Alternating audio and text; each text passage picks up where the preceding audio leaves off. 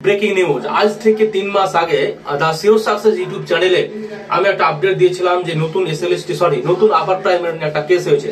সেই কেসের আজকে শুনানি হলো এবং জাজমেন্ট দিল কি যে 3 সপ্তাহের মধ্যে হলফনামা দিয়ে, হ্যাঁ ঠিক শুনেছো, 3 সপ্তাহের মধ্যে হলফনামা দিয়ে রাজ্য সরকারকে জানাতে হবে যে তারা কবে তারা নিউ আপার প্রাইমারি টেটটা নেবে।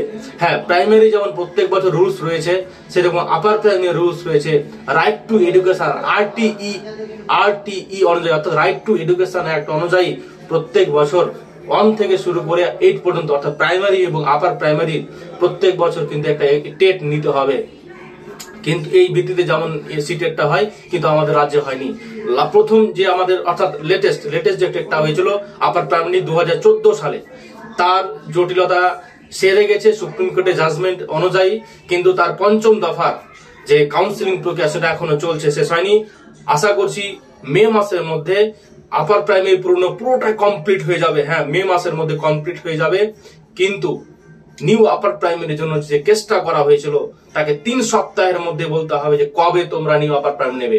আমি এর আগে বারবার বলেছি যে এসএলএসটি যে জটিলতা রয়েছে এটা কখন কি হবে বলা মুশকিল। ঠিক আছে, এসএলএসটি যদি এখন না হয় আগামী 2 বছর হবে কিনা সন্দেহ আছে, কারণ এটা নিয়ে হয়েছে মেয়ে থাকবে সরকার। আমি বলছি না যে 2 বছর পর এসএলএসটি হবে, 15 দিন পরও বিজ্ঞপ্তি দিতে পারে। ঠিক আছে, এখন যা পরিস্থিতি দা সিওর সাকসেস ইউটিউব চ্যানেল জানিয়েছি, কিন্তু এখন যেটা হট নিউজ, ব্রেকিং নিউজ বলতে পারি আমরা নিউ আপার প্রাইমারি। আমি কম্পেয়ার করে বারবার বলেছিলাম এসএলএসটি এবং নিউ আপার প্রাইমারির মধ্যে যদি সব থেকে যেটা আসার সম্ভাবনা আছে সেটা হচ্ছে নিউ আপার প্রাইমারি, কারণ নিউ আপার প্রাইমারিতে কোনো রকমের আইনি জটিলতা নেই। মার্ক মাই কমেন্ট, কোনো জটিলতা নেই। তাই নতুন আপার প্রাইমারি একেবারে একটা ভালো খবর। 3 সপ্তাহের মধ্যে সরকার জানাতে বাধ্য যে কবে তারা এক্সামটা নেবে নিউ আপার প্রাইমারির জন্য, কবে নিতে পারবে এটা সরকারকে বলতে হবে।